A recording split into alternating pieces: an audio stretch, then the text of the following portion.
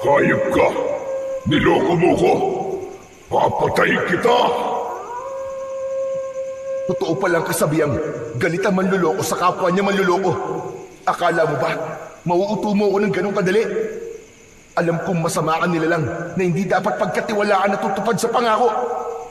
Ano ngayon ang pakiramdam na naisahan ka ng binatang tinatawag mong mahina? Tama na, Saksak! Patutunayan kung nagkamali ka sa ginawa mong panluloko sa akin! Wala kang dapat patunayan dahil pinatunayan mo na kung gaano ka kasama. Ipapalasap ko sa iyo ang lakas ng kapangyarihan ko hanggang sa huling hininga mong hayop ka!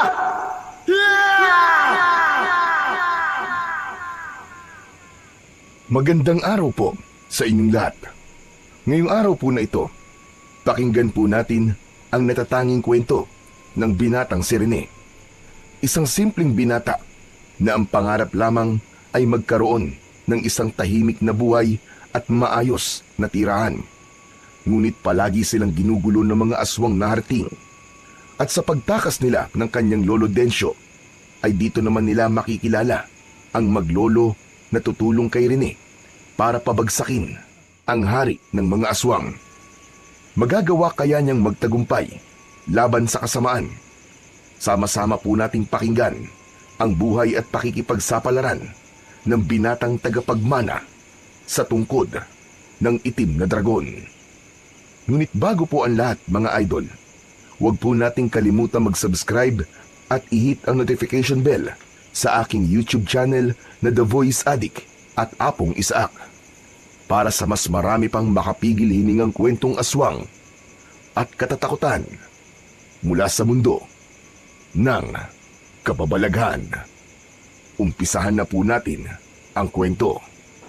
Bilisan mo, Rene! Bumangon ka na dyan! Kailangan na nating umalis at lisanin ang lugar na ito! Teka lang naman po, sandali lang, Lolo Densyo. Madilim pa po ang paligid ah. Sana naman po ba tayo pupunta? Talaga po bang sa ganitong oras ng gabi po tayo aalis? Huwag ka nang maraming tanong, Justin Batang ito! Basta sumunod ka na laban sa akin! Halina! Wala nang oras!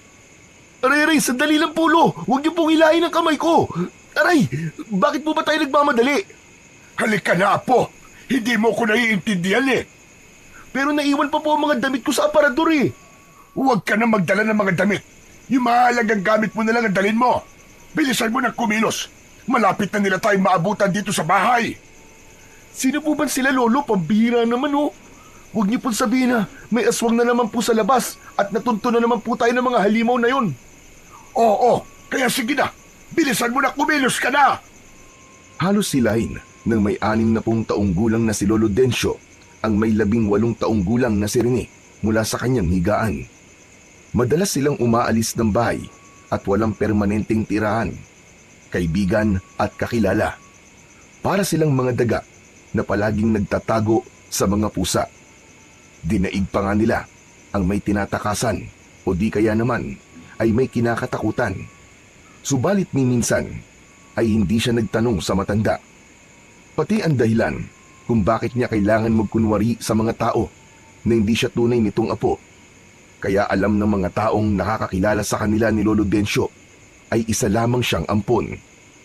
Iniiwasan ng matanda na sagutin ang kanyang mga tanong tungkol sa kung ano ang tunay nitong dahilan kung bakit kailangan nilang gawin yon. Lalo pa at alam naman niya sa kanyang sarili na magkadugo talaga sila ng matanda. Sa isang liblib na baryo ng Agusan, napili ng maglolo na manirahan, mamuhay ng tahimik at malayo sa gulo. Kaya lang minsan ay hindi nila naranasan yun dahil sa mga nilalang na palagi nang nakasunod sa kanila kahit saan pa sila magpunta. Hindi pa halos sila nakakalabas ng kanilang bahay ay nagulat na sila sa pagsulpot ng ulo ng aswang mula sa nasirang dingding ng kanilang kubo. Madaling nabutas yun dahil gawa lang yon sa kawayan. Idagdag pa ang matulis nitong sungay na kayang bumutas kahit pa ang matigas na kahoy. Umaangil itong tumutulo pa ang laway na may kasamang dugo habang ipinagpipilitang pagkasyay ng katawan sa nabutas nilang dingding. Hanggang sa tuluyan na nga itong nakapasok sa loob ng kanilang tahanan. Natulala si Rene at hindi kagad nakagalaw dahil sa sobrang takot. Kaya naman, si Lolo Densyo ang humawak sa kanyang kamay at hinila siya nitong palabas sa pintuan ng kanilang bahay. Pakiramdam niya ay bigla siyang binuhusan ng malamig na tubig dahil sa panginginig ng kanyang buong katawan. Kapag pinairal mo ang karuwagan, mamamatay ka ritong wakwakan tiyan. Kaya bilisan mo ng tumakbo.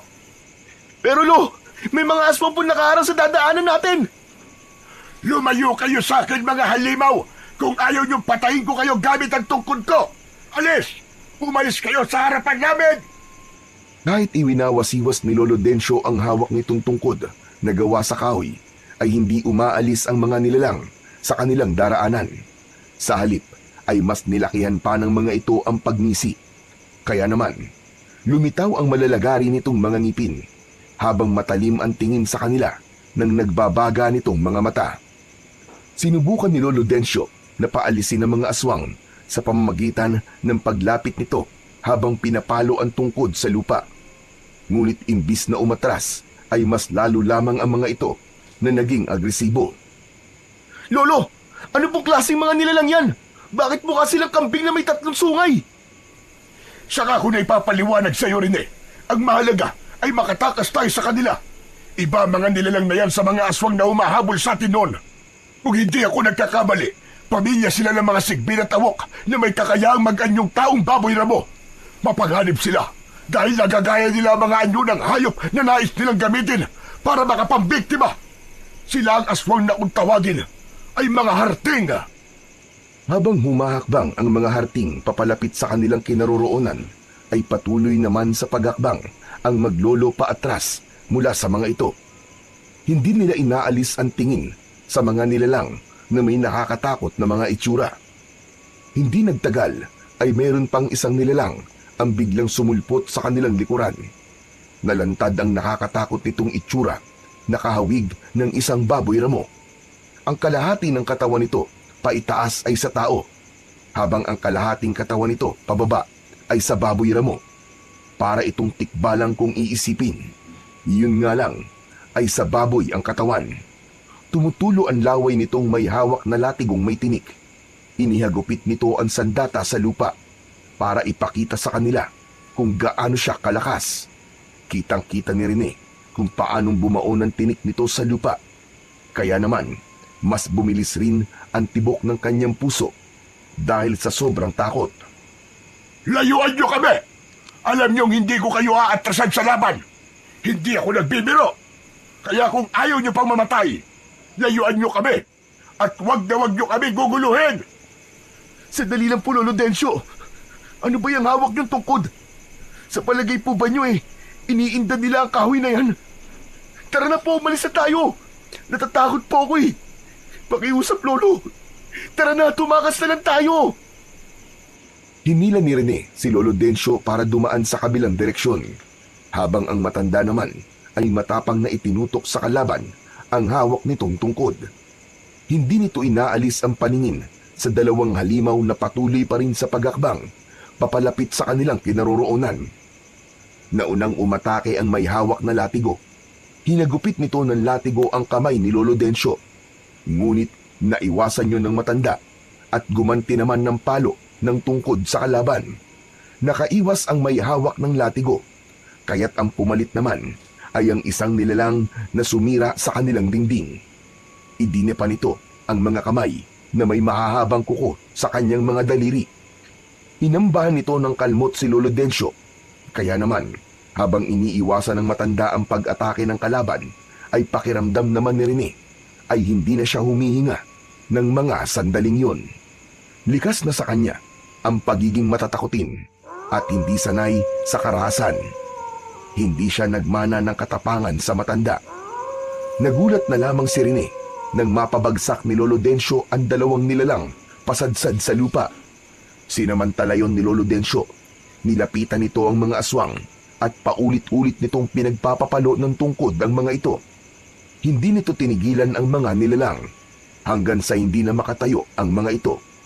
Saka ito lumapit sa kanya at hinila siya nito patakbo sa madilim na bahagi ng kakahuyan. Rene, bilisan mo! Kailangan na nating umalis dito bago pa nila tayo abutan. Alam ko marami silang magkakasama, kaya hindi tayo ligtas sa lugar na ito. Halata ang paghabol ng hininga ng matanda dahil sa paggamit nito ng malakas na puwersa. Kaya lang ay hindi pa rin siya makapaniwala sa husay na pinakita ni Lolo Densyo. Pagdating sa pakikipaglaban, talaga namang makikitang kakaiba ang estilo ng kanyang lolo. Bigla siyang kinabahan dahil sa paglingon niya sa huliang daan ay nakita niyang tumayo ang mga ito at mabilis na tumakbo para sila ay habulin. Diyos ko po! Lolo! Hinahabol na naman po nila tayo! Diyos ko, abay wala talaga silang kadalaan. Hindi nila talaga tayo tatantanan. Ang mabuti pa kaya rin magtago ka sa malagong dahon ng mga halaman ng gubat at ako na lamang ang magpapahabol sa kanila. Tutal naman ako lang naman ang kailangan ng mga hayop na yan.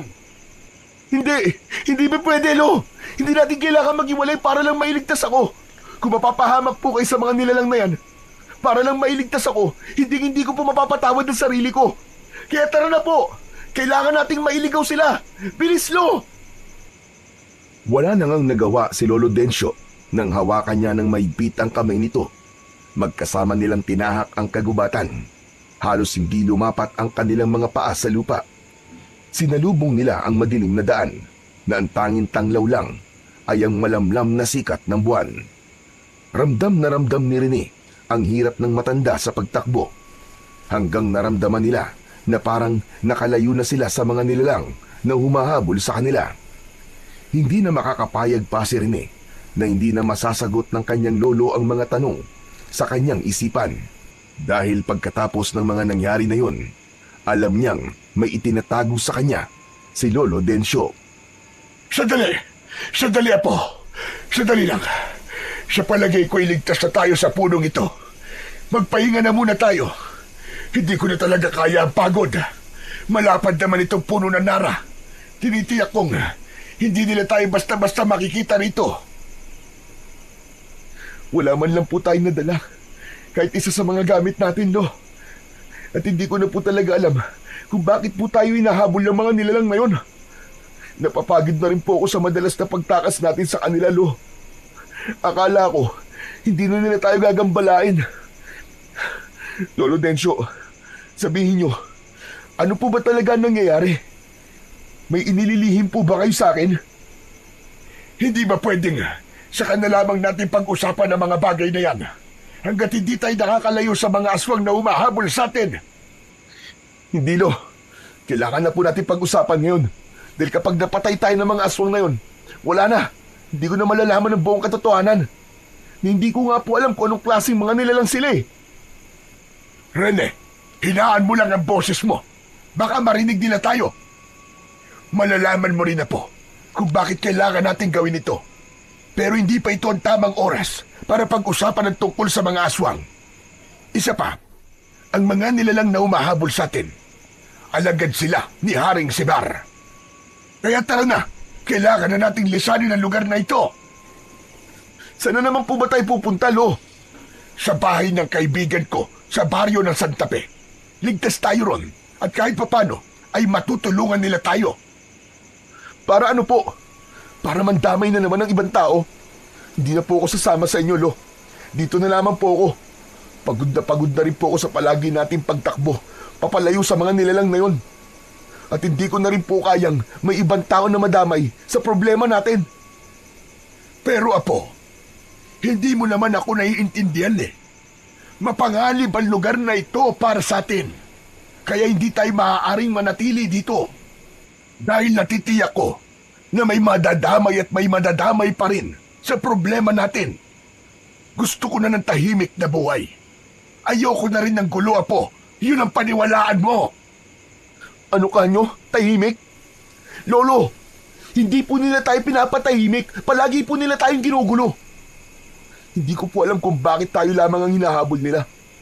Parang gusto ko na pong isipin na may tinatago talaga kayo sa akin. At may kaugnayan yun sa dahilan kung bakit kailangan nyo magkunwari na ampun nyo lang ako.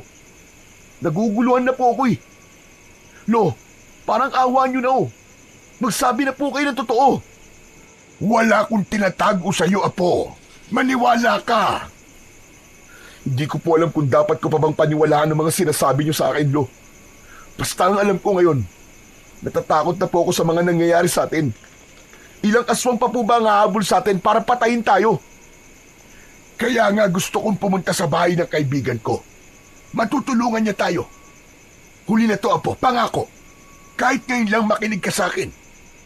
Matanda na ako, Apo. At hindi ko na kaya makipagsabayan sa kanila ng lakas sa lakas para ipagtanggol ka sa araw-araw. Kung pagod ka na, mas pagod akong tumakbo, Apo. Pero kailangan. Para sa iyo rin naman to eh. Kahit na ano pa pong sabihin niyo, Lolo Densyo, hindi ko pa rin po kayo naiintindihan kung bakit nangyayari sa atin to. Natatakot din naman po ako sa mga nilalang na yun. Pero mas natatakot po ako kung pati po kayo'y mawawala sa akin. Kagaya na nangyari sa akin mga magulang. Sige na, Apo. Pumayag ka na. Wala na akong ibang kamag-anak dito na maaari nating hingan ng tulong. Si Rodel lang ang nag-iisa kong kaibigan na makakapagbigay ng tulong sa atin. Tutol man ang isip at kalooban ni Rene, ay wala na siyang nagawa. Kitang-kita niya ang takot sa mga mata ni Lolo Densyo habang nakaupo ito sa malaking ugat ng puno. Bago nagsimulang maglakad, ay isang malalim na buntong hininga ang pinakawalan ni Rene. Ramdam niya ang bigat sa kanyang dibdib dahil sa paglisan sa baryong yun. Napamahal na rin sa kanya ang lugar na yon. Hindi man lang siya nagkaroon ng pagkakataon na makapagpaalam sa kanyang mga kaibigan, lalong-lalo na sa babaeng pinakamamahal niya. Nalaman niya na ang baryo ng Santa Fe ay ang dating lugar kung saan doon isinilang ang kanyang mga magulang, maging si Lolo Densyo. May sarili akong bahay sa katabing bahay ni Rodel. Pansamantalang doon muna tayo titira. Sana hindi na nila tayo matuntun sa lugar na yon. Hindi na nagsalita pa si Rene. Ipinaramdam niya sa matanda na masama ang kanyang loob sa pag-alis nila sa baryo. Kung ano man ang dahilan ng lahat ng nangyayari sa kanila, ipinagdadasal na lamang ng binata na wala ng aswang ang manggugulo sa kanila sa baryong lilipatan nila. Wala ng tao sa labas, kaya hindi tayo makakapagtanong sa kanila kung nasan ang bahay ni Rodel. Ang laki na ng pinagbago ng baryong ito. Marami ng mga bayan nakatayo at halos kaliwat kanan ng mga tindahan. Kapansin-pansin din ang pagkakasara ng mga pintuan at bintana. Mukhang may kinakaharap na problema ang lugar na ito, Rene. Aba, ayos ka lang ba, Rene? May masakit ba sa'yo? Ayos lang po ako. Hindi po ba niyo natatandaan kung saan nakatira ang kaibigan niyo, Lolo Densyo? Sana hindi sila umalis sa dati nilang tirahan. Ang alam ko malapit lamang yun sa kakauyan. Halos 16 na taon din ang lumipas magmula nang umalis ako sa baryong ito. 2 taon ka pa lamang nun. Naiwan ko ang lugar ng lola mo. Kaya baka nagbago na rin ang tirahan ni Rodel. Kung ganun po pala bakit dito niyo po naisipang pumunta? Hindi po ba't dito nagsimula ang lahat? Dito rin namatay ang aking ama at ina? Dahil dito ako isinilang, Apo. At hindi nila iisipin na nandito ulit ako. Halika, may lalaki na kaiga sa bangkong gawa sa tabla ng kahoy. Lapitan natin at baka alam niya kung saan nakatira si Rodel Santos.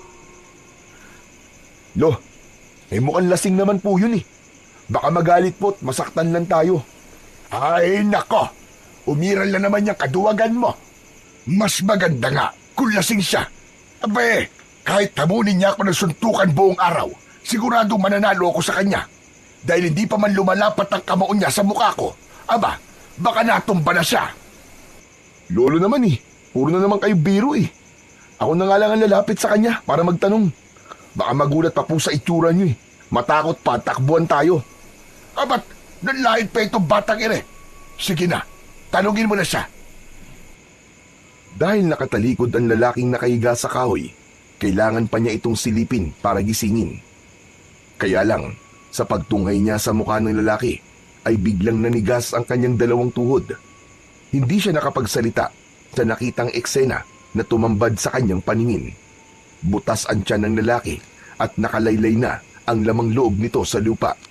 Nakita niya rin sa harapan ng lalaki ang maliit na baboy ramo na patuloy na nilalantakan ang laman loob ng kaawa-awang biktima. Halos masuka siya sa kanyang mga nakita, lalo pa at hindi napapansin ng baboy ramo ang kanyang presensya. Nakapikit itong ngumunguya na parang nilalasap pa ang putahing nakahain sa harapan nito. Ano na rin eh? Hindi ka na nakagalaw dyan. Namumutla rin ang labi mo. Abay para kang uminom ng suka. Ako na nga lang ang magtatanong. Nandilat ang mga mata ni Rene dahil sinusubukan niyang pigilin si Lolo Densyo sa paglapit. Kaya lang, sa kabila ng mga ginagawa niya, ay patuloy lamang ito sa paghakbang. Hindi niya na ito napigilan na silipin ito ang muka ng lalaki. Dala ng pagpibigla, ay hindi sinasadyang mapasigaw si Lolo Densyo nang makita nito ang itsura ng nilalang. Mabaging langit! Aswag! Aswag ang baboy ramo na yan, Rene! Dahil sa sigaw na yon, tuluyan na ngang napansin ng baboy ramo ang presensya nilang dalawa. Gulat din itong napahakbang paatras habang hindi inaalis ang paningin nito sa kanilang mga muka.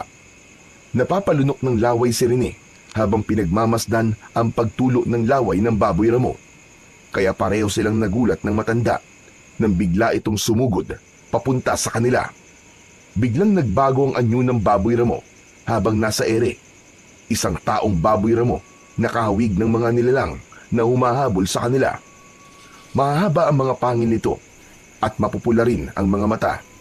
Pagbagsak nito sa lupa ay kagad na naramdaman ni Rene ang pagtama ng ulo nito sa kanyang tiyan. Masakit at halos hindi siya makahinga sa malakas na pagbagsak niya sa lupa. Rene! Apo ko! Sunod na binalingan ng nilalang ay ang kanyang Lolo Densyo na tumakbong papalapit sa kanya. Malakas nitong sinipa ang matanda sa sikmura.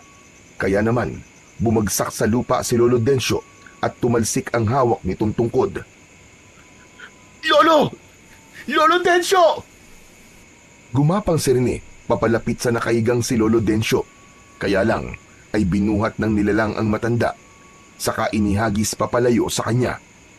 Halos mabaliw si Rene nang makita kung gaanong nasaktan ng matanda sa pagbagsak ng katawan nito sa mabatong kalsada. Kasunod, ang malakas na pag-angil ng taong baboy ramo. Nakatingala ito sa langit habang nakadipa ang mga kamay. Lumikha yun ng nakakabinging tunog na parabang nagtatawag ng kasama. Sapat na para mabulabog ang mga taong nakatira sa mga bahay na yon. Ngunit walang nagbukas ng pinto at bintana para sa kanila. Dama niya ang bigat sa lugar na yon na parang alam na ng mga tao sa lugar na yon ang tungkol sa nilalang. Nang mapansin ng aswang na hindi na gumagalaw si Lolo Densyo, inisip nito na patay na ang matanda.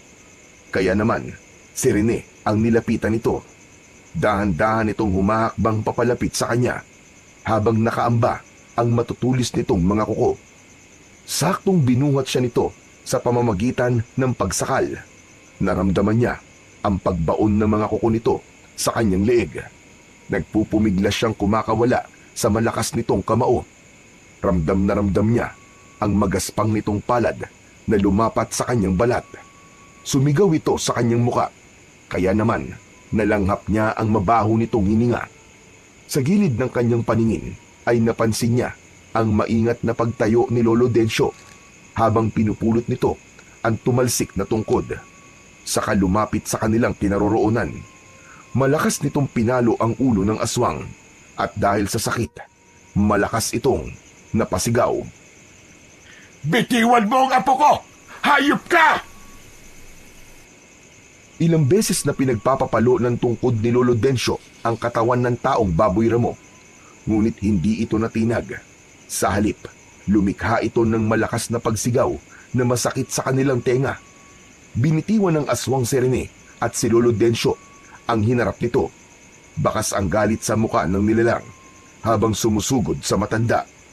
Naramdaman naman ni Rene ang masakit na pagtama ng kanyang katawan sa lupa.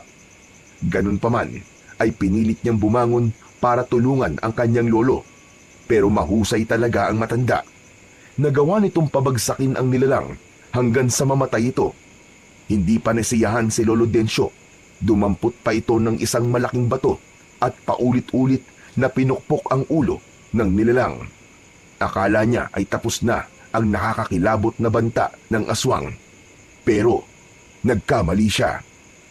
Halos mamilog ang mga mata ni Rene nang sa pagitan niya sa likod ni Lolo Densyo ay may biglang sumulpot na nilalang. May hawak itong tridente o sandatang may 3 talim sa dulo. Gawa yon sa bakal. Nakangisi itong nakatingin sa kanyang lolo habang abala ito sa pagpukpok sa ulo ng aswang.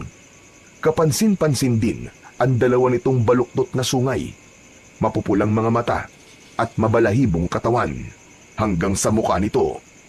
Sa mga mata nito ay parang sinasabing sa wakas ay nahuli na rin si Lolo Densyo. Gumapang ang kilabot sa kanyang katawan dahil sa itsura ng nilalang na yon. Ang kalahating katawan nito ay sa tao, habang ang bewang hanggang paa nito ay sa baboy ramo. Halos kasing taas ito ng kanyang lolo. Hindi siya makapagsalita, lalo na nang mapunta ang kanyang paningin sa muka ng halimaw. Singkit ang mapupula nitong mga mata. Ang tenga ay tulad ng sa paniki. Kulubot at laylay ang balat sa muka. Nakalabas din ng isang dangkal nitong pangil. Pagkatapos ang mga kamay ay may mahahabang mga kuko. Idagdag pa ang nakakakilabot nitong paghuni na parang tunog ng asong gubat. Nakakasulasok ang mabaho nitong amoy na walang iniwan sa nabubulok na sugat na hindi naghihilom. Para itong demonyo na nakatayo sa likod ng kanyang Lolo Densyo. Lolo Densyo! Sa likod nyo! Saka tumigil sa ginagawa ang matanda habang nakatingin sa takot na muka ni Rene. Nakakunot ang noo nitong hindi napapansin ang nilalang na nasa likuran. Tila hinihintay lamang ng halimaw na humarap si Lolo Densyo. Ano yon? Ano nangyayari sa'yo, Rene? Nang maamoy ng matanda ang mabahong simoy ng hangin, parang bigla itong nanigas sa kanyang kinatatayuan. Nanlalaki ang mga matang napatingin ito kay Rene. Tila pamilyar sa matanda ang mabahong amoy ng aswang. Huwag po kayong gagalaw, Lolo! Huwag kayong gagalaw! Alam ko! Humanda ka! Takbo na, Rene! Nagulat si Rene sa biglang pag-ikot ni Lolo Densyo sa likuran nito. Inatake kagad ng matanda ang nabiglang halimaw. Gamit ang tungkod nito ay paulit-ulit na hinampas ng matanda ang katawan ng aswang hanggang sa ito ay bumagsak ng pasadsad sa lupa. Kaya naman, nagkaroon ng pagkakataon ng matanda na tumakbo na rin sa gawi ni Rene. Diyos ko, Rene! Bilisan mo'ng tumakbo! Natuntunan niya tayo! Hindi ito maaari! Alam na ng hari na narito tayo! Nakakatakot po ang itsura niya, Lolo. Para sa demonyo na nag-anyong baboy ramo. Isa siyang makapangyarihang hari ng mga aswang na harting. Napakamapanganib niya, Apo. Kaya bilisan mo'ng tumakbo bago pa niya tayo maabutan. Pero kayo naman po mabagal tumakbo eh. Bilisan niyo po, Lo. Hinahabol niya po tayo. Nako, sana'y tulungan tayo ng Panginoon na makatakas sa halimaw na yon. Wala man lang sumubok na tumulong sa atin dito, kahit naririnig nila ang mga sigaw natin. Sinubukan ni Rene na katukin ang lahat ng pinto ng mga bahay sa gilid ng kalsada. Ngunit walang sino man ang naglakas ng loob na pagbuksan sila. Bakas ang takot sa buong baryo. Marahil ay alam na ng mga ito ang paghahasik ng lagim ng mga aswang. Pasadsad silang napahinto sa pagtakbo nang bumagsak sa kanilang harapan ang nilalang na nagmula sa ere. Tumalon ito sa unahan ng kanilang daan habang si Rene ay nanlalaki pa rin ang mga matang titig na titig sa itsura ng halimaw. Hindi mo na ako matatakasan, tanda. Ibigay mo na lang sa akin ang kailangan ko at hahayaan ko kayong dalawa na mabuhay. Hindi ako natatakot mamatay. Hindi ka magtatagumpay. Nagawa ko ng tumakas sa inon at magagawa ko ulit ngayon. Hindi. Hindi ko nahahayaang mangyari yun. Matagal na panahon kong hinintay ang pagkakataong magkaharap muli tayo. Alam kong hindi mo ko sasaktan dahil sa oras na mapatay mo ko, hindi mo makikita kung nasaan ang bagay na matagal mo nang kinukuha sa akin. Lolo, ano po bang pinag-uusapan nyo? Ibigay nyo na po sa kanila kinukuha nila. Ano po ba kasi yun? Hindi maaari, Rene. Dahil gagamitin lang niya yon sa pagpaparami ng kanyang alagad. Mag-ahari siya sa sanlibutan at magtatagumpay sa kanyang kasamaan. Mamamatay na muna ako bago niya makuha yon. Tama na! Kung hindi ikaw, baka magamit ko ang binatang yan para maituro sa amin ang sandata. Pwede rin naman na ako kumuha nun, hindi ba? Umalingaw-ngaw ang malakas na sigaw ni Sibar sa buong paligid, kasabay ng paglitaw ng mga taong baboy ramo sa likod ng mga puno na pinagtataguan ng mga ito. Lahat ay may mga tangan na latigo na may tinik. Nagsipagtaasan ng mga balahibo sa katawan ni Rene nang makita ang maraming alagad ng hari ng aswang. Lahat ay umaangin na parang asong galit. Halos umabot ng 20 nilalang ang nakatayo sa likuran ni Sibar. Kasunod ang paghalakhak nito ng malakas nang makita ang takot sa kanilang mga mata. Sinasabi ko na nga ba't mahina ang binatang kasama mo? Ano? Ako mahina? Hindi ako mahina, no? Kayang-kaya kitang labanan. Teka, ano ito? Nararamdaman ko na espesyal ang binatang kasama mo, tanda. Lo, ano po bang gagawin natin? Mamamatay tayo rito. Natatakot na po ako. Huwag kang papahalata. Naapektado ka sa mga sinasabi niya. Hindi pa ito ang oras sa kamatayan natin na po. Alam ko sinusubukan lang ng hari na takutin tayo. Hindi ako pauuto sa kanila. Alam ko sa oras na makuha na nila kailangan niya sa akin, ay papatayin din nila tayo. Tama na ang satsa, tanda. Alam kong tinatago mo na sa amin ang sandatang hinahanap ko. Wala ka ng tagapagmana ng armas. Kaya ibigay mo na lamang sa amin yun. At nangangako kong ibibigay ko sa inyo ang katahimikan. Ako tanga.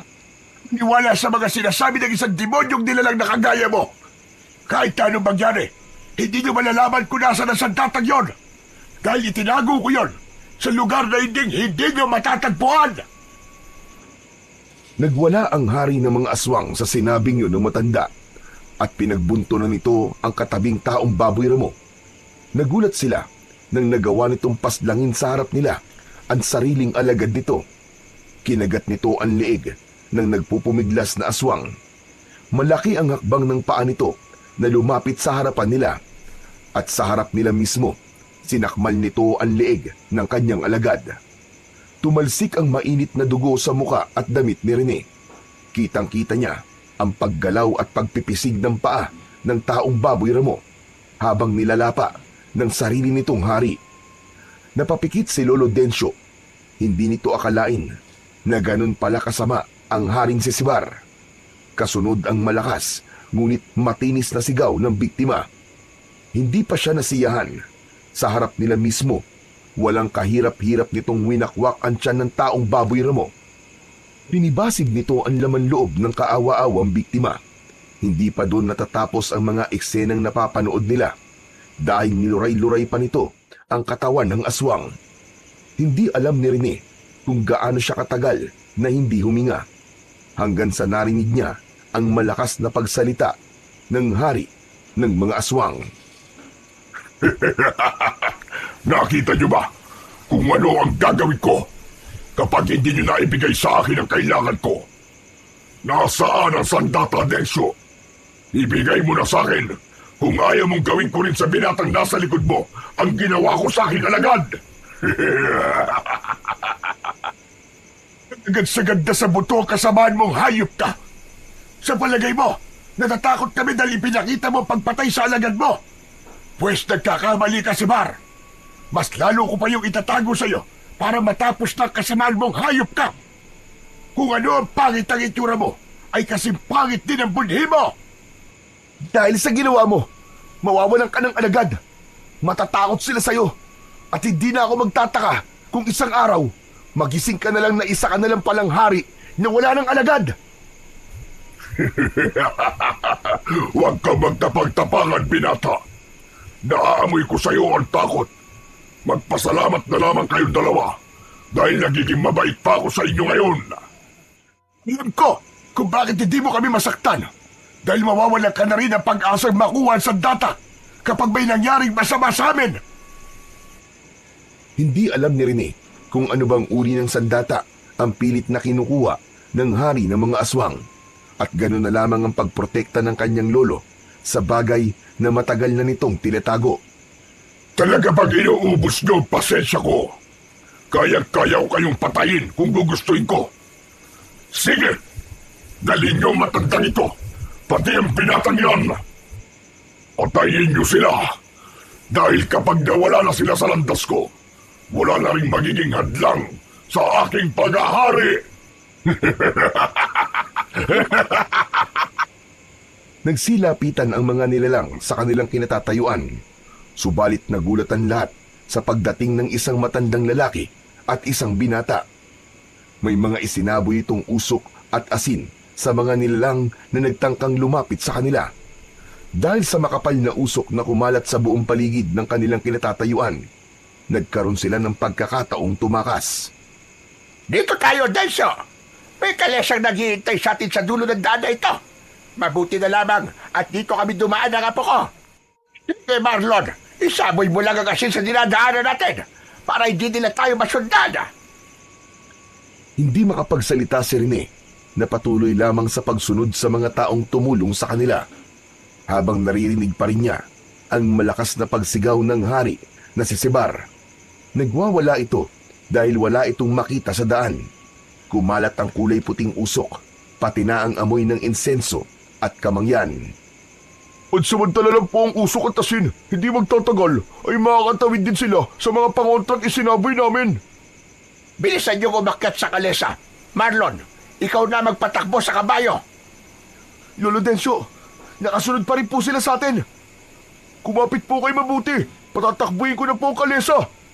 Hiya! Halos hindi lumapat ang gulong ng kalesa sa daan sa bilis ng pagpapatakbo ni Marlon sa kabayo. Panay naman ang linga sa huli ang daan si Rene habang nakikita ang mabilis na paghabol sa kanila ng mga taong baboy ramo. Hanggang sa nakaagwat na sila sa mga alagad ng hari.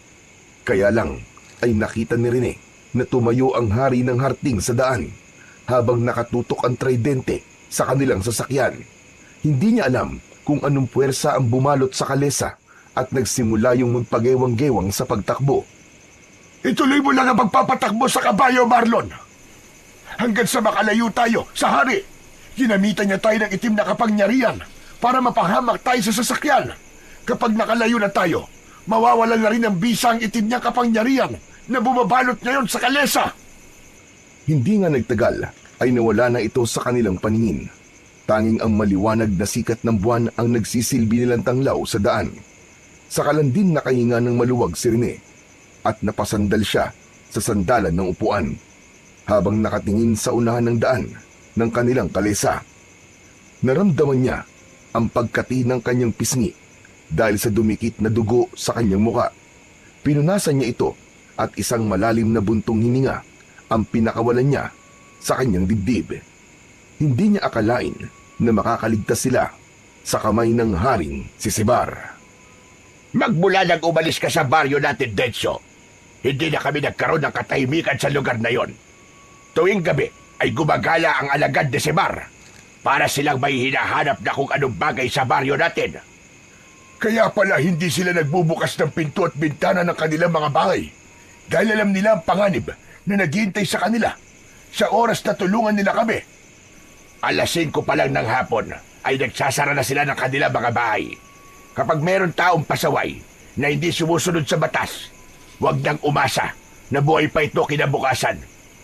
Lahat sila ay takot na takot sa mga aswang. Ang iba nga ay umalis na lang ng baryong ito para sa kanilang kaligtasan. Teka, saan ba tayo pupunta ngayon, Rodel? Sa bahay ko, sa gitna ng ilog na malapit sa Akahuyan. Matagal na kaming lumipat sa lugar na yon para makaiwas sa bagsik na mga aswang. Bakit ka nga ba bumalik dito, ha, Densyo? Natagpuan nila kami at nag-aalala ko sa kaligtasan ni Rene. Matagal na nagkumustahan ang dalawang matandang magkaibigan, habang si Rene ay tahimik lang na nakikinig sa mga pinag-uusapan ng mga ito. Nakatingin siya sa likod ni Marlon na abala sa pagpapatakbo ng kabayo. Hindi pa rin mawala sa kanyang isip ang sandatang tinutukoy ng hari ng mga aswang. Kitang-kita niya sa mga mata nito ang kagustuhan nitong makuha ang armas na yon. Maya-maya pa ay biglang tumigil sa pagtakbo ang kalesa at nakita ni Rene ang kubo na gawa sa kugon at kawayan. Nakatayo yun sa gitna ng maliit na ilog. Nandito na tayo. Tara na. Bumaba na kayo. Ligtas na tayo sa lugar na ito.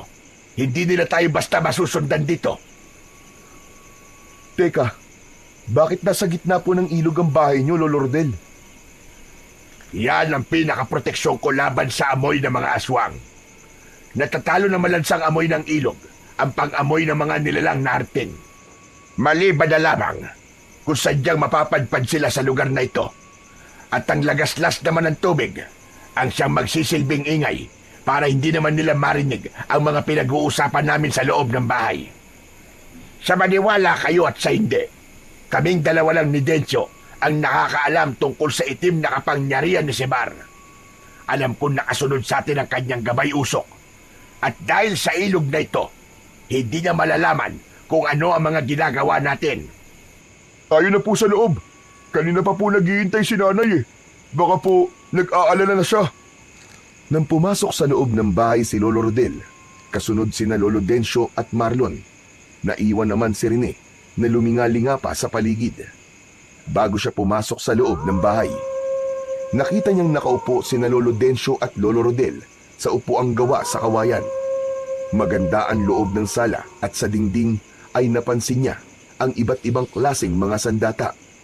Patunay yon na manunugis nga ng aswang ang maglolo. Naupo siya sa harap ng upuan ni Lolo Dencio dahil balak na niyang tanungin ito sa mga nangyayari sa kanila at kung ano ang sandatang tinutukoy ng hari. Lolo, siguro naman po sasagutin niyo na po ako ngayon sa mga tanong ko. Ang mabuti pa ay maiwan ko na muna kayong dalawa dito sa sala para makapag-usap kayo ng maayos. Dencio. Maraming salamat, Rodel. Sige, mag-uusap na lamang tayo mamaya. Hinintay ni Rene na pumasok si Lolo Rodel sa kusinang pinasukan ni Marlon hanggang sa mangibabaw ang saglit na katahimikan sa pagitan nilang maglolo. Lolo, gusto ko na pong maintindihan ang mga nangyayari. Hindi ko na talaga alam, Lolo, naguguluhan na ako kung bakit kailangan niyo magbuwis ng buhay para sa sandatang tinutukoy ng hari ng mga aswang. Makinig kang mabuti sa mga sasabihin ko, Rene. Pagod na rin ako sa palaging pagtakbo sa mga aswang na gustong pumatay sa atin. Meron akong itinagong isang uri ng pinakamalakas na sandata sa isang tagong kuweba. Itinago ko yun dahil gusto ko ng tahimik na buhay. Dati akong manunugis ng aswang bago ako nagpasyang mamuhay ng tahimik kasama ka. Ano po? Isang uri ng sandata? Teka. Ano pong klaseng sandata yun, Lolo?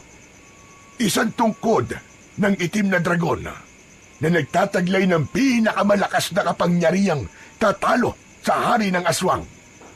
Kapag napasakamay mo na ang sandatang yon, wala nang makakatalo sa iyo, kahit na makapangyarihang tridente ni Sebar. Kaya naman, gusto niya itong makuha. Lolo Dencio, saan po nanggaling ang tungkod ng itim na dragon? Minana pa ito ng lolo ko hanggang sa kanununuan ng pamilya natin. Nagpasaling-saling lahi ito sa kamay ng mga unang nagmamay-ari ng tungkod. Ayon sa kwento ng lolo ko noon, ang tungkod ng itim na dragon ay nanggaling pa sa bansang China. Teka, sandali lang po, naguguluhan ako yan. Labo naman yata. Bakit naman po nanggaling pa sa China?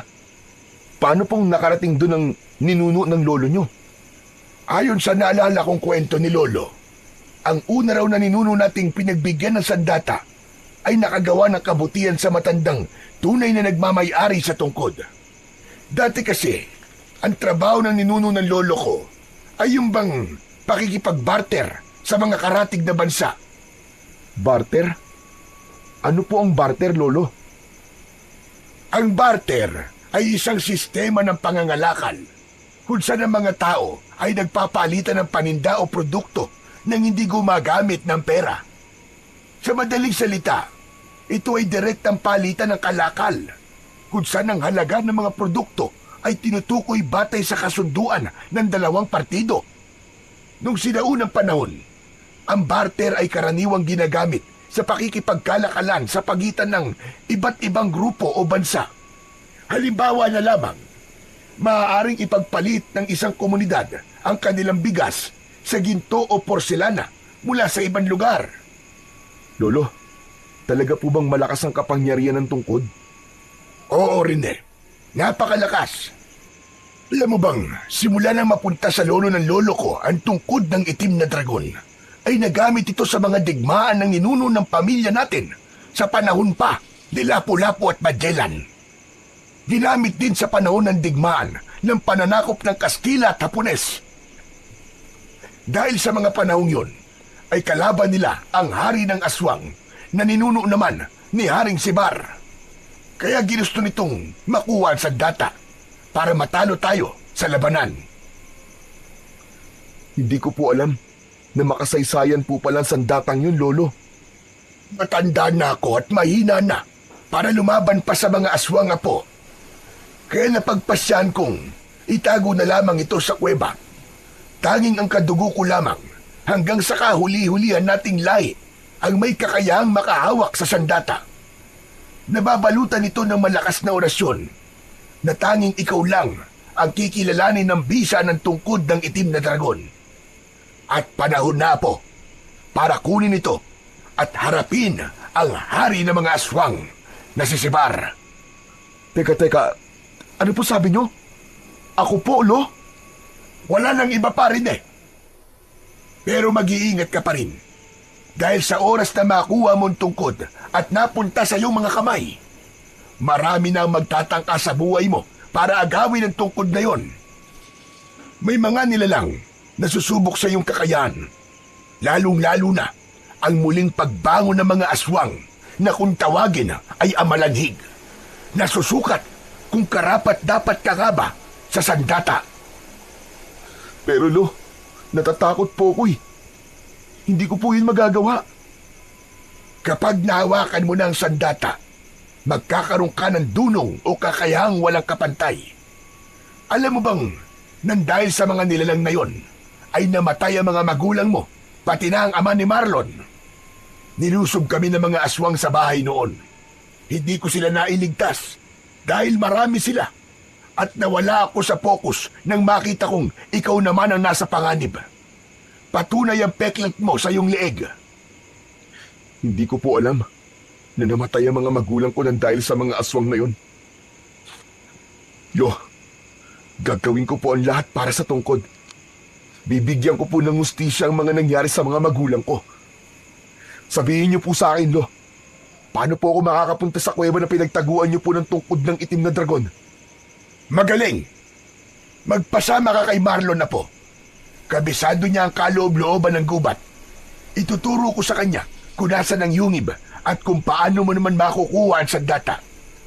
Tandaan mong may kasamang orasyon ang tungkod at susubukan nito ang kakayahan mo. Sa makatuwid kailangan mo pa rin pumasa sa isang pagsubok. Nang matapos sila sa pag-uusap, ay narinig naman nila ang yabag ng mga paa na papalapit sa kanila. Nakita ni Rene ang pagsilip ni Marlon, habang bakas sa mukha nito ang tinitimping galit na hindi naman niya alam kung para saan. Pumasok daw po muna kayo sa loob ng kusina. Sige, susunod kami ni Lolo Dencio, Marlon. Tumayo si Lolo Dencio at Rene, saka naglakad papasok sa loob ng kusina. Pagpasok nila sa loob, ay tumambad naman sa kanila ang mahabang estante na gawa sa kahoy na tabla. Ang mga boteng maayos na nakahilera ay may iba't ibang kulay ng likidong nasa loob nito. Dahan-dahang naupo si Rene sa upuang yari sa kawayan. Katabi niya si Lolo Rodel na maingat na inilapag ang 2 tasa ng kape. Bakas sa muka ni Lolo Rodel ang pag-aalala, lalo na nang makita siya nito at tumingin sa muka ng apo. Halatang narinig nito ang kanilang mga pinag-usapan. Saka naman lumabas mula sa silid.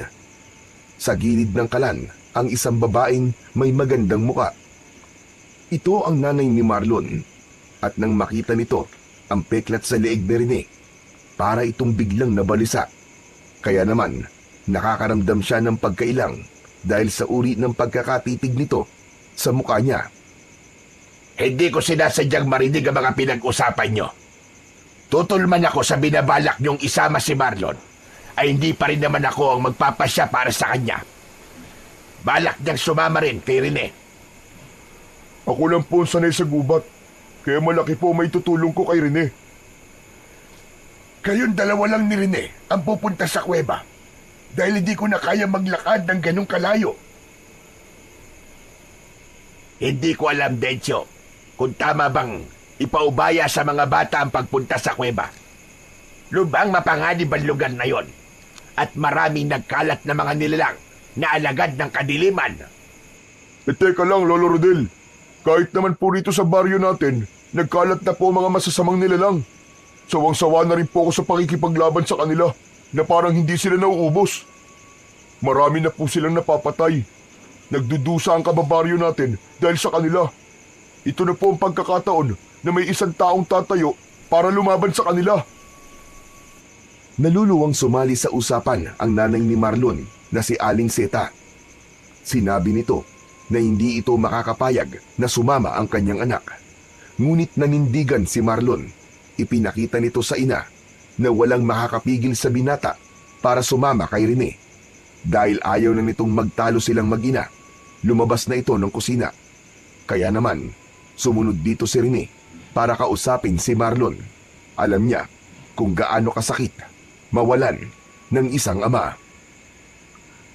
Marlon, intindihin mo na lang ang iyong lolo at nanay. Nasasabi lang nila yon dahil sa pag-aalala sa'yo. Sino ka para pakialaman ako sa mga gagawin ko? Hindi porket sasamahan kita sa bundok, pwede mo na akong kausapin na para magkaibigan na kagad tayo. Alam mo ba nang dahil sa'yo, ay namatay ang aking ama? Pati na mga magulang mo. Mas pinili nilang iligtas ka kaysa sa iligtas ang kanilang mga buhay. Nagulat si Rene sa inasal ni Marlon. Direkta itong magsalita at bakas sa muka ang matinding galit. Para bang gusto na siya nitong suntukin sa kanyang muka. Marlon, wala akong alam. Kahit kailan ay hindi ko ipagpapalit ang buhay ng mga magulang ko para lang sa kaligtasan ko. Nangyari na nga eh. Wala na sila. Sana ikaw na lang ang namatay. Wala akong ibang gusto kundi mabigyan ng katarungan na nangyari sa ama ko. Sabay talikod si Marlon sa kanya. Lumabas ito ng bahay. Parang bigla siyang nanlamig nang marinig ang mga sinabi nito. Hanggang sa pagtulog ay hindi dinalaw ng antok si Rene. Nanatili siyang nakatingin sa bubong habang katabi si Lolo Dencio. Mahimbing na itong natutulog sa katre na gawa sa kawayan. Iniisip din niya ang gagawin niya sa sandaling makarating sila sa kuweba at kung anong klaseng mga nilalang ang makakasagupa niya para sa sandatang panlaban sa hari ng mga aswang. Mahinang yugyug sa balikat ang nagpagising sa diwa ni Rene. Nakita niyang nakatunghay sa kanyang muka ang kanyang lolo Dencio. Bumangon ka na riyan na po. Kanina ka pang iniintay ni Marlon sa labas ng bahay. Ano po bang oras na, Lolo Dencio? 10:00 na ng umaga. Hindi kita ginising na maaga dahil alam kong napuyat ka kagabi. Naramdaman kong gising ka pa ng madaling araw. Huwag mong sisihin ang sarili mo sa mga nangyari sa magulang mo. Walang may gusto na mapahamak sila. Hindi po ako palagay na makasama si Marlon, Lo. Parang bigla po ako nawalan tiwala sa kanya. Dahil ba sinisi ka niya sa pagkamatay ng ama niya? Kung ganon, mas lalong dapat mong patunayan sa kanya na handa kang lumaban sa mga aswang para mabigyan ng hustisya ang pagkamatay ng mga magulang niyo. Ngunit po, mag-iingat ka. Kapag hawak mo na ang tungkod, ingatan mong Huwag itong maaagaw sa'yo. Lolo Densyo, kaya ko po ba talagang gamitin yun laban sa mga aswang? Walang imposible, Rene, sa kapangyarihan ng tungkod at sa gabay ng dakilang lumikha. Magtiwala ka lamang sa iyong sarili at magugulat ka sa kapangyarihang taglay ng iyong sandata. Pagkatapos kumain ni Rene at maihanda ang mga gamit sa paglalakad at pagpasok nila sa kagubatan, ay nagpaalam naman sila kina Lolo Rodel, Aling Seta at Lolo Densyo. Inihatid ng mga ito ng tanaw ang papalayong sina Marlon at Rene. Wala silang imikan habang naglalakad. Halos 2 oras na silang naglalakad, ngunit hindi pa rin sila nakakarating sa kanilang pupuntahan. Naiilang naman siyang magtanong kay Marlon dahil may hawak itong itak habang nasa kanyang unan at panay ang pagtabas sa mga talayb na manadaanan nila. Maya-maya pa ay nakaramdam si Rene ng mga yabag sa kanilang likuran. Subalit nang titignan niya ito, ay wala naman siyang nakikitang ibang tao o nilalang na sumusunod sa kanila. Hanggang sa hindi na makatiis si Rene at kinausap na niya si Marlon. Marlon, sandali lang. Magpahinga na muna tayo. Pagod na ako eh. Hindi tayo pwede magpahinga sa lugar na to. Mas mahihirapan tayo maghanap sa kuweba kapag inabutan tayo ng pagdilim sa daan. Kaya lang 2 oras na tayo naglalakad ah. Magpahinga na muna tayo, kahit saglit lang. Isa pa, mainit ang paligid. Ubus na rin ang dala kong tubig eh. Puro ka reklamo, para kang hindi lalaki. Ganyan ba magmamana ng sandata? Mahina at lampa? Hindi nagustuhan ni Rene ang mga sinabi ni Marlon, kaya naman hindi na siya nakapagtimpi. Nasagot na niya ito ng may bagsik ang mga tingin. Huwag mong ipamukha sa akin na ako may kasalanan sa pagkamatay ng ama mo. Kagabi pa ako nagpipigil sa ugaling pinapakita mo sa akin ha. Wala akong alam sa nangyari sa iyong ama. Kaya imbis na sa akin mo ibunto ng galit mo, bakit hindi sa mga aswang na pumatay sa kanya? Doon mo ipakita ang tapang mo. Dahil kapag nakikita kita, naalala ko ang hirap ng lumaking walang ama. Kaya sa oras na magkaroon ako ng pagkakataong makuha ang tungkod, ako mismo ang gagamit nun para paslangin ang mga aswang. Hindi ako aasa sa katulad mong lampa at mahina. Sinasabi ko na sa iyong hindi ako lampa eh. Hindi na nga nakapagtimpi si Rene. Nasuntok niya si Marlon sa muka. Kaya naman, nabitiwan nito ang itak at bumagsak ito sa damuhan. Hindi kagad ito nakabangon habang sinusubukan niyang pakalmahin ang kanyang sarili. Ito ang tandaan mo. Masasaktan ka lang kapag sinubukan mong hawakan ng tungkod. Binabalaan kita. Sa susunod na pagsabihan mo ako ng lampa at mahina, dudurugin ko ang mukha mo sa suntok. Kahit apo ka pa ni Lolo Rodel. Bakit? Totoo naman ah. Isa kang lampa at mahina. Talagang gusto mo ng gulo ha? Pwes, pagbibigyan kita ngayon. Nagpambuno sina Marlon at Rene sa talahiban. Kaya ang matatalas nitong mga dahon ay humiwa naman sa braso ni Rene.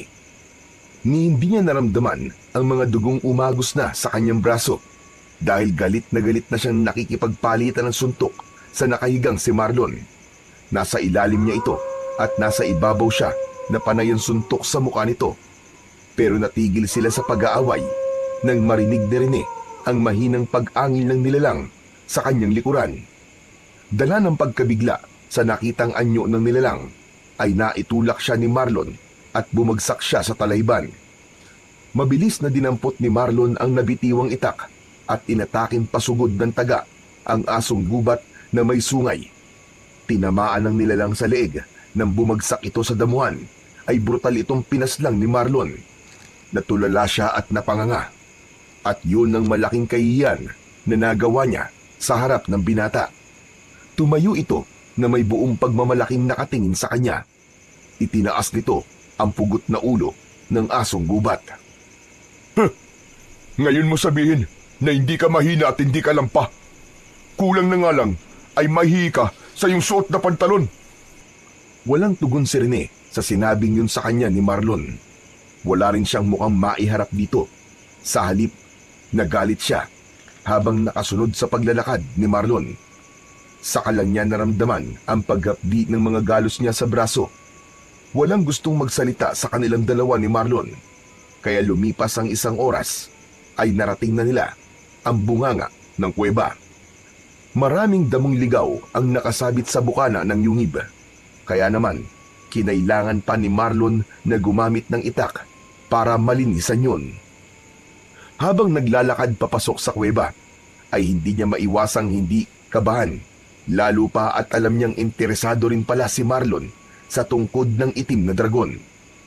Pagpasok nila sa dulo ng kuweba, ay sinalubong sila ng maraming paniki na nakatira sa loob. Muntik matumba si Rene dahil sa gulat at nahuli pa niya ang pagsulyap sa kanya ni Marlon habang nakangising ng aasar. Maya-maya pa ay sinindihan niya ang maliit na gaserang ipinadala sa kanya ni Lolo Dencio. Kumalat ang liwanag ng ilaw sa loob ng yungib, habang ang tunog ng kanilang mga yabag sa sahig ay nagdulot naman ng tila alingaw-ngaw sa kanilang pandinig. Hanggang makarating sila sa isang malawak na yungib at nakita nila ang malakas na liwanag na bumabalot sa isang kakaibang tungkod. Nakalutang yon sa kulay berdeng liwanag na parang nakalutang ito sa tubig.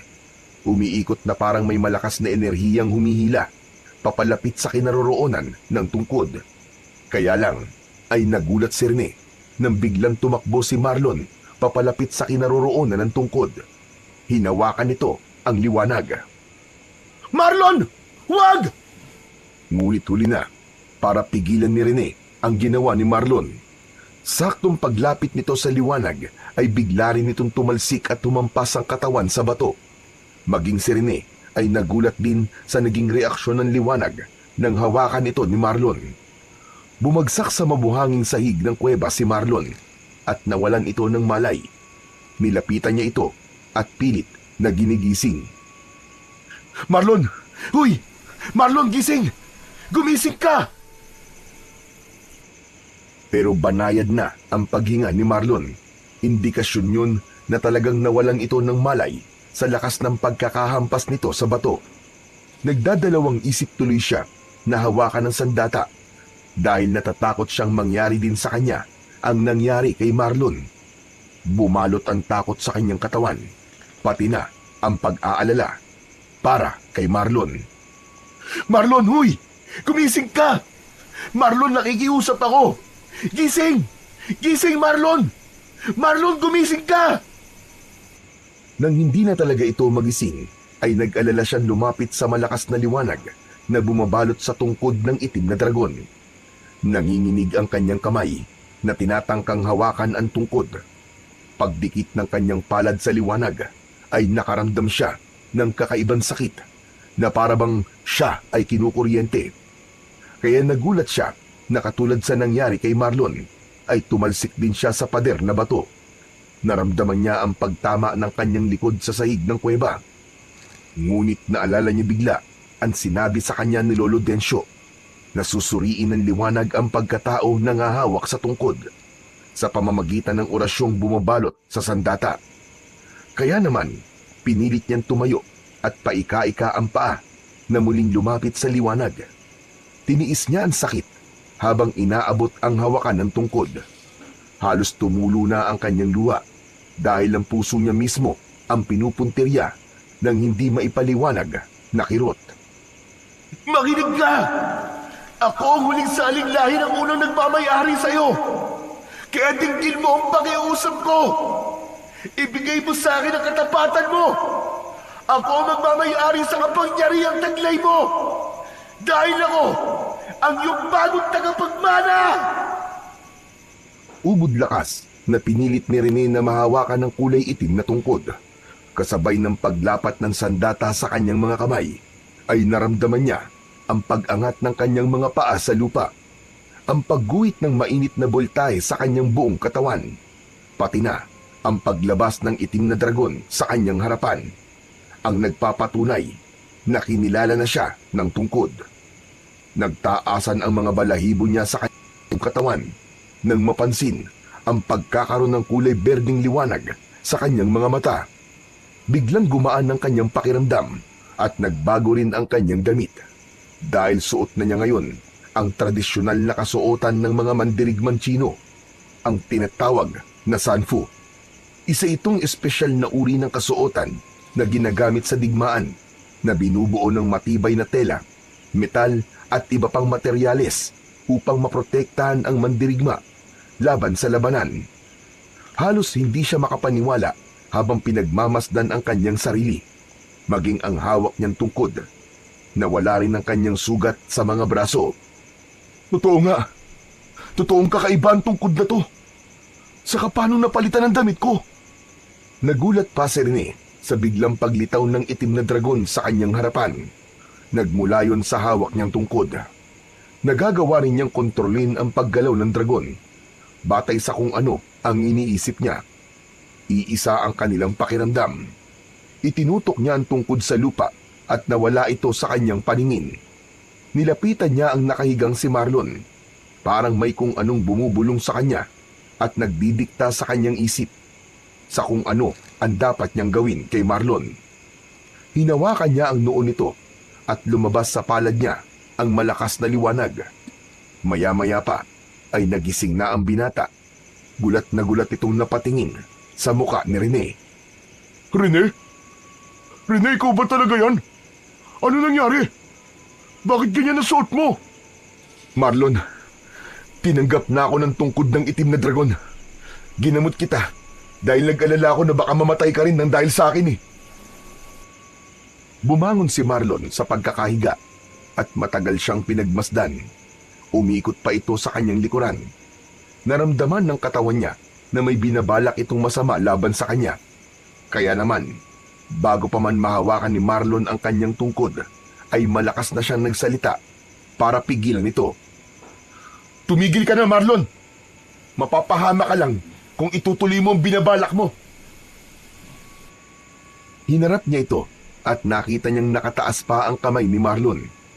Bumakas ang galit sa mukha nito, kaya imbis na harapin ang sama ng loob ni Marlon, ay mas pinili na lamang niya na lumabas ng kuweba kesa ang makipagtalo pa sa lalaki. Kaya lang, paglabas ni Rene ng yungib, ay hindi niya inaasahang may mga nilalang na nakatayo sa labas ng kuweba. Ang mga aswang na amalanig.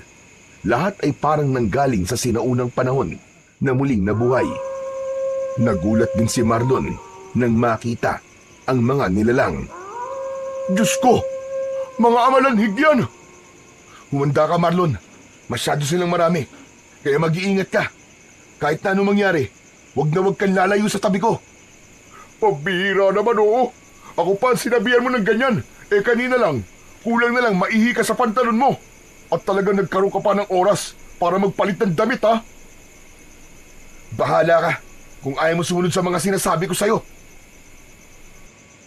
Mula sa kanilang kinatatayuan, ay dinig na dinig ni Rene ang malalakas na pag-angin ng mga ito. Itinutok niya ang kanyang tungkod at hindi niya inaasahan na biglang lumabas ang kulay itim na dragon. Inikutan nito ang mga nakatayong amalanhig. Kasunod ng pagtakbo niya papunta sa kinaroroonan ng mga ito. Hindi niya akalain na mas nakakadiri pa pala ang itsura ng mga ito nang makita ito sa malapitan. Ang naaagnas na balat ng mga ito ay nakadagdag sa mabahong singaw ng hangin sa paligid.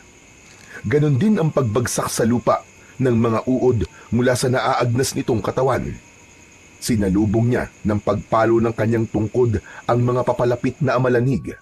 Bawat pagpalo niya sa katawan ng mga ito ay nasusunog at natutunaw yun na parang mga papel. Ganon din ang bilis at lakas ng kanyang katawan. Ang kanyang itim na dragon na nasa ere ay nagmistulang latigo na isa-isang pinabagsak ang mga kalaban. Hindi rin niya inaasahan na may kakayahan ding magbuga ng apoy ang itim na dragon. Saka lang siya tumigil sa pakikipaglaban nang makita niyang wala nang natira sa mga amalanhig, habang ang itim na dragon ay muling bumalik sa kanyang tungkod. Gulat na gulat si Rene sa kanyang sarili dahil nawala rin ang takot niya sa mga aswang. Anak nang, paano nangyari yun? Natumba silang lahat ng walang dahilan? Nagkakamali ka, Marlon. Dahil yun sa itim na dragon na kami lang ng mga aswang ang nakakakita. Maging ako'y nagulat din sa mga nangyari. At sa kasuotan ko to, kusa tong lumitaw nang mahawakan kong tungkod.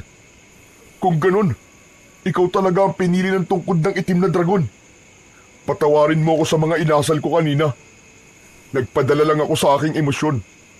Dahil hindi ako ang kailangang magtaglay ng ganyang kapangyarihan. Pero hindi naman natin mapipilit ang isang bagay, hindi ba? Kung hindi naman talaga ito para sa'yo. Binabati kita, Rene. Maraming salamat, Marlon. Patawarin mo rin ako sa mga nagawa ko sa'yo. Wala yun. Ako nga nahihiya sa'yo eh. O paano? Tropa na tayo ah. Oo ba? Tropa na tayo. Tara na, alis na tayo. Hindi na ako makapaghintay na hindi ito maibalita kay Lolo Densyo eh. Magagaan ang paa na naglakad ang dalawa habang nilalampasan ang nagkalat na putol ng mga katawan ng mga amalanhig. Habang ang kalahating katawan nito ay unti-unting sinusunog ng apoy. Kahit ilang oras silang naglalakad pa uwi sa bahay ni Marlon, ay hindi na nakaramdam ng pagod si Rene. Parang ang gaan ng kanyang katawan habang hawak ang tungkod. Napansin din niya na ang dulo ng tungkod ay merong nakaukit na ulo ng dragon.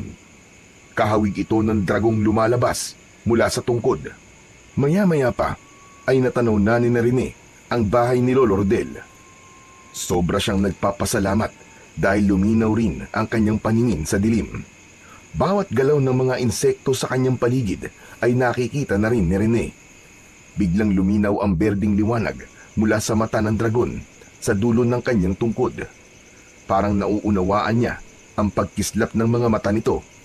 Kaya naman, pinigilan niya si Marlon na mabilis sanang pupunta sa bahay nito. Sandali lang, Marlon. Nararamdaman ng tungkod na may kakaiba sa bahay niyo. Ang mabuti pa, sundan natin ang liwanag na nagmumula sa tungkod ko. Sa palagay ko, ay ituturo niya tayo kung saan dapat tayo dumaan. Sinasabi mo bang may nangyaring masama sa pamilya ko? Wala akong nararamdamang may nasawi sa kanila. Pero sugatan meron. Huwag ka na nga magsalita ng ganyan. Pareho tayo nasa labas ng bahay. Paano mo nalaman yun? Kung ano ang nararamdaman ng tungkod, yun din ang nararamdaman ko. Konektado ito sa katawan ko. Kaya alam kong may nakaabang na panganib sa atin. Halika na, sumunod ka na lang sa akin. Nakayukong naglakad ang dalawa habang sinusundan ni Rene ang liwanag na siya lang ang nakakakita. Maya-maya pa ay nagawa nilang makalapit sa dingding ng kusina. Maingat na sumilip si Rene sa loob at hindi nga siya nagkamali. May 2 taong baboy ramo ang nagbabantay sa pintuan. Sa sahig ay naroon si Lolo Rodel.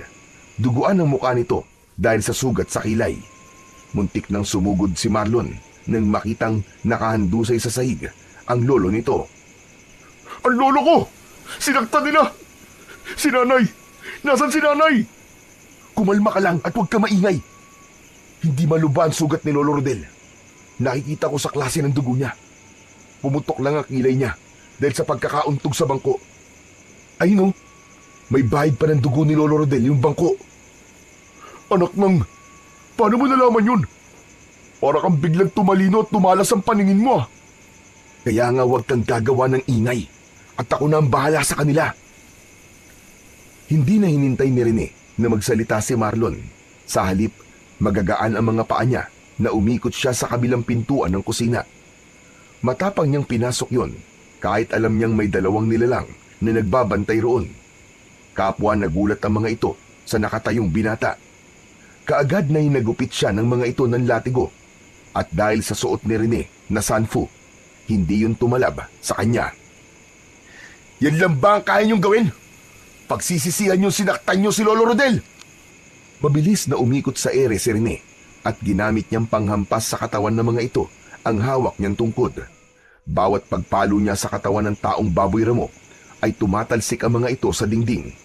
Kaya naman, kasama ang mga itong nahulog sa ilog hanggang sa malunod. Saka lang pumasok sa loob si Marlon at hinanap kagad ang kanyang ina. Nay! Nay, nasan ka? Nay! Maging si Rene ay naghanap din kay Lolo Densyo. Si Lolo Rodel ang sumagot habang nahihirapan itong bumangon at sumampa sa bangko. Aray ko! dinala nila si Densyo sa kanilang kuta. At ang nanay mo naman, Marlon, naroon sa inyong silid. Itinali sa roon at nilagyan ng busal ang bibig. Mabilis na tumakbo si Marlon sa itinurong kwarto ni Lolo Rodel. Dinig na dinig niya ang pagkalampag ng sahig dahil sa paa ni Marlon. Saka naman hinarap ni Rene si Lolo Rodel. Diyos ko, bakit po nila kinuha si Lolo? Dahil alam na nila na ikaw ang tagapagmana ng tungkod. Hindi ko alam kung paano nalaman ng hari na si Sibar ang tungkol sa pagkukunwari niyong hindi kayo magkadugo. Naalala niya na siya ang gumawa ng marka sa iyong leeg. Kaya nalaman nilang hindi ka nila napatay noon. Kakaiba na si Sibar. Tuwang-tuwa siya sa pagkakaroon niya ng karagdagang kapangyarihan sa hawak niyang tridente. Ipinakita niya sa akin ang kulay pulang usok sa kanyang sandata at natunaw ang isa sa kanyang mga tauhan. Mabuti po pala at hindi niya kayo sinaktan. Sinadya niyang buhayin kami para maiparating sa iyo ang gusto niyang mangyari sa oras na bumalik ka. Ano po yun, Lolo Rodel? Tungkod o buhay ni Densyo. Yun lang ang sinabi niya sa akin bago niya iniwan ang 2 aswang na nagbabantay sa amin kanina. Kung ganun po kailangan kong iligtas si Lolo Densyo. Magagawa na niyang patayin si Densyo dahil wala na itong silbi sa kanya. Sa labas, sa gitna ng baryo, maghaharap kayong dalawa dahil ipapakita niya sa taong bayan kung gaano siyang kalakas. Nag-aalala ko para sa kaligtasan ng lolo mo, Rene. Ang ipinagtataka ko lang po, Lolo Rodel, paano nadadagdagan ang kapangyarihan ng tridente? Talagang nangyayari yon sa hari. Kapag may nakakuha na sa tungkod, lalo na kapag meron pang nakialam. Isang taong nagtangka na hawakan ng tungkod na may masamang intensyon. Ang malakas na enerhiya ng pusong punong-puno ng galit sa dibdib ang sasama sa hangin para hanapin ang nilalang na may nakakatakot na layunin. Dahil yun sa orasyong nakabalot sa sandata. Hindi ko alam na may masamang epekto ang ginawa ni Marlon kanina. Ano ka mo? Bakit? Anong ginawa ng apo ko, Rene? Ikinuwento ni Rene ang ginawang pagtangka ni Marlon sa pagkuha sa tungkod. Saktong narinig yun ng lalaki dahil kalalabas lang ng silid habang inaalalayan ang kanyang ina. Baka sa mukha ni Marlon ang hiya at pagsisisi nang malamang ito ang dahilan kung bakit lumakas ang kapangyarihan ng kalaban. Wala na rin naman tayo magagawa sa bagay na yan. Wala na. Nangyari na. Ngayon, Marlon, alam mo na kung gaano kasakit ang pakiramdam ng sinisisi. Imbis na nakatulong ka, nakadagdag ka pa sa paghihirap ni Rene. Tama na po. Tama na po, Lolo Rodel. Wala naman po siyang kasalanan Pasensya na po kayo, Lolo. Alam ko po nagkamali ako. Saka lang napansin ni Lolo Rodel ang suot ni Rene. Bumakas ang kasiyahan sa mukha nito dahil biglang naalala ng matanda ang itsura noon ni Lolo Densyo habang nakikipaglaban ito sa mga aswang. Ginamot na muna ni Rene ang sugat sa kilay ni Lolo Rodel bago sila nagplano na sumabak sa laban. Kung ang tungkod na ito ang kailangan nila, pues, ibibigay ko to sa kanila. Kapalit ng kaligtasan ni Lolo Densyo. Meron lang po akong katanungan, Lolo Rodel. Nakita na po ba ng hari ang itsura ng tungkod na itim na dragon? Hindi pa kahit na kailan. Dahil matagal itinago yan ni Densyo sa kuweba. Mukhang alam ko na po kung ano ang mga dapat mong gawin. Sasama ako sa iyo, Rene. Babawi ako sa lahat ng mga naging kasalanan ko. Ano ka ba, Marlon? Wala ka namang kasalanan O sige, pagbibigyan kita sumama sa akin para sa katarungan ng mga mahal natin sa buhay, pati na sa kaligtasan ni Lolo Densyo. Pagkatapos makapag-usap at maghanda ng kanilang mga plano, nagsimula na silang maglakad papunta sa lugar na sinabing tagpuan nila ng hari ng aswang. Pagdating nila sa kalsada, ay palihim niyang pinagtago si Marlon sa gilid ng bahay na gawa sa kugon. Naghintay siya sa pagdating ng mga taong baboy ramo, habang ang kanyang tungkod ay itinago niyang pansamantala sa ilalim ng bangko na malapit sa kanyang kinatatayuan. Yun ang naisip niyang taktika para maisahan ang hari ng mga aswang. Hindi nagtagal ay dumating na si Haring Sibar. Bilib din ako sa'yo. Talagang dito mo pa napiling maglaban, ha? Sa gitna ng kabahayan. Matitikman mo ngayon ang ganti ko sa lahat ng kasalanang ginawa mo sa akin. Pakawalan mo ang Lolo Densyo ko. Dahil kung hindi, pahihirapan kita gamit ang tungkod hanggang sa mamatay kang hayop ka. Hawak ko ang buhay mo, Gonggong. Kaya ikaw ang dapat na matakot sa akin. Ibigay mo sa akin ang tungkod, kapalit ng buhay ng lolo mo. Apo! Apo, wag! Huwag kang makinig sa kanya! Labanan mo siya! Patayin mo ang diablong ito! Tumigil ka, tanda! O ano? Hindi ako nagbibiro. Alam mong kaya-kaya ko siyang paslangin sa iyong harapan. Sige, ibibigay ko to sa'yo. Basta't ipangako mo lang na papakawalan mo na kami at pababayaan mo kami mabuhay. Sige, gusto ko yan. Mangangako kong hindi na kita guguluhin, pati na ang mga tao rito. Akin na, hindi na ako makapaghintay na makuha ang sandatang yan. Teka! Kaaliwaan tayo. Lalapit na ako sa'yo. Sa gitna tayo magpalitan. Tila gumana ang naisip na plano ni Rene, habang ang kaba sa kanyang dibdib ay hindi nawawala. Nakatingin siya sa dalawang papalapit sa kanya. Mabuti na lang at nagkunwari din si Lolo Densyo na ito nga ang totoong tungkod ng itim na dragon. Hindi nagtagal ay nagharap sila ng hari ng aswang.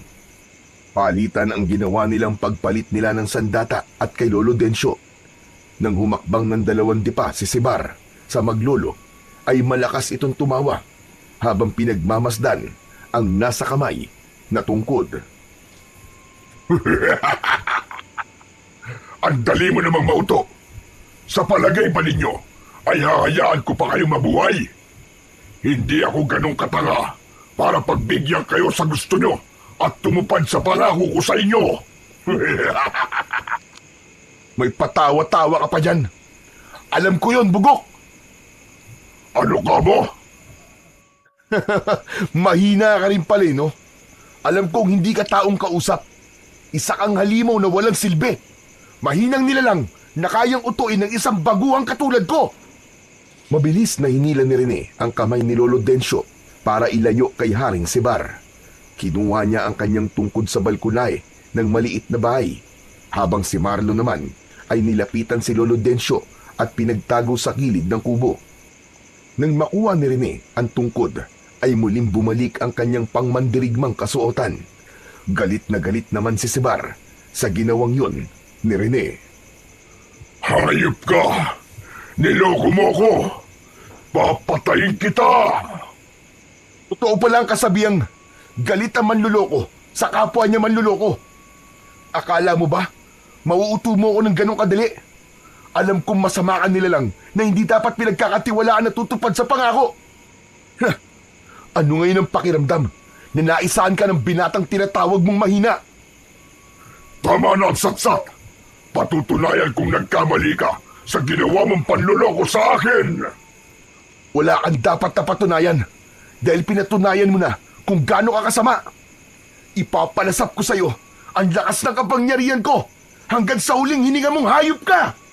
Yeah! Isang malakas na pagpalo sa hangin ang ginawa ni Rene gamit ang kanyang tungkod. Lumabas ang kulay itim na dragon at lahat ng mga nilalang na nagtatago pa sa bahay ng mga kababaryo nila ay nagsilabasan dahil nabugahan na ang mga ito ng apoy ng kanyang gabay tungkod. Lahat ay bumagsak sa mabatong kalsada habang nasusunog ang katawan. Maririnig ang malakas na sigawan ng mga nilalang na unti-unting tinutupok ng apoy. Habang ang ilan namang nilalang na akmang papalapit sa kanya ay sinuutan sa katawan ng kulay itim na dragon. Nakita ng hari kung gaanong kalakas ang kapangyarihan ng kanyang tungkod. Kaya naman, itinutok nito sa kanya ang hawak nitong tridente at lumabas ang kulay pulang usok mula sa sandata nito. Ako naman ngayon ang magpapakita ng kapangyarihang tatapat sa iyong tungkod! Hindi nagawang maiwasan ni Rene ang kulay pulang usok na tumama sa kanyang dibdib. Tumalsik siya at bumagsak sa lupa. Nagulat siya sa kapangyarihan nito at natagalan siyang tumayo dahil sa pagkawala ng lakas ng kanyang kapangyarihan. Masyado mo kong minaliit na hayop ka. Ito ang ganti ko sa lahat ng pagpaslang nyo sa mga ninuno ko. Lumapit si Sibar kay Rene at ibinaon ang talim ng hawak nitong tridente sa kanyang tiyan. Ramdam niya ang sakit ng mainit nitong sandata. Bumulwak ang dugo sa kanyang sugat at naramdaman yun ng kanyang itim na dragon. Kaya naman, bumalik ito sa tungkod. Dahil sa nakita ay sumugod naman si Marlon. Papalapit sa kanilang kinaroroonan at tinaga nito ang nakatalikod na si Sibar. Bumaon ang talim nun sa likod ng kalaban, kaya ito naman ang binalingan nito.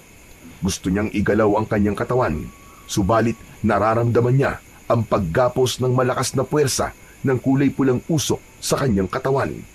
Kaya habang abala si Sibar sa paglapit kay Marlon, sinamantala niya ang pagkakataon para ipunin ang lakas ng kanyang kapangyarihan. Natatandaan ko, ang sinabi sa akin ni Lolo Dencio ay walang makakatalo sa kapangyarihang taglay ng tungkod ng kulay itim na dragon. Kaya humanda kang demonyo ka, dahil ito na ang katapusan mo! Nagkulay berde ang mga mata ni Rene, nawala ang kanyang sugat sa tiyan at mas tumibay ang telang nakabalot sa kanyang katawan. Muling lumabas ang kulay itim na dragon sa kanyang tungkod at pinotektahan nito ang kaibigan niyang si Marlon. Bumalot ang liwanag sa kanyang katawan na biglang hinila si Sibar papalapit sa kanyang kinatatayuan. Hanggang sa makarating ito sa kanyang harapan, sabay palo niya ng kanyang tungkod sa katawan nito. Bumagsak ito ng pasadsad sa damuhan habang hindi nabibitiwan ang tridente. Muli niyang tinignan ng kanyang dragon at itinuro niya rito na ubusin na ang alagad ni Sibar, habang si Marlon naman ay ibinangon niya at pinalayo sa kanya. Rene, maraming salamat! Itakas mo na si Lolo. Ako nang bahalang humarap sa kanya. Sige na, Marlon! Hindi, Rene. Panonoorin ko kung paano mamatay ang hayop na yan. Anong nangyayari sa akin? Bakit hindi ako makagalaw?